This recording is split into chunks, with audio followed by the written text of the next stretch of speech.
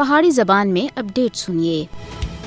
مودی حکومت کشمیری عوام کو اپنے ہی وطن تھی محروم کرنے دے نال نال انہاں دی شناخت بھی انہاں کولو خسنے دے در پہ ہے۔ RSS دی حمایت والی بھارتی حکومت مقبوضہ جموں کشمیر دی مسلم اکثریت کو اقلیت وچ بٹانے دے واسطے غیر قانونی اقدامات کر رہی ہے۔ لکھاں غیر کشمیریوں کو ریاستی ڈومیسائل دینا اسی سازش کا باقاعدہ حصہ ہے۔ ہندوتوا رہنما مقبوضہ جموں کشمیر دی الگ شناخت کو ختم کرنے دا کھلے عام اعلان کر رہے ہیں۔ مقبوضہ کشمیر وچ قبل از اسلام ہندو تہذیب کو مسلط کرنا BJP اور RSS دا اصل ہدف ہے۔ BJP RSS بھارت دے نال مقبوضہ جموں کشمیر دے مکمل انضمام دی اپنی ناپاک اور دیرینہ خواہش دی تکمیل چاہتے ہیں۔ کشمیر دے رہنے والے کدے بھی BJP RSS کو انہاں دی شناخت کھسنے نہ دے سن اور وہ ہندو جنونی طاقتاں دے غلام بننے دے اتے موت کو ترجیح دین دے۔ دنیا پار وچ انسانی حقوق تے عالمی ادارے کشمیری عوام دے حقوق دے واسطے واز چان مقبوضہ جموں کشمیر وچ بین الاقوامی قوانین دی خلاف ورزی کرنے دے اتے بھارت کو کٹیرے وچ کھڑا کرنا چاہیے۔ کل جماعتی حریت کانفرنس نے آخیا ہے کہ بھارتی حکومت مقبوضہ جموں کشمیر وچ اپنے ہندوتوا ایجنڈے کو اگے بڑھانے دے واسطے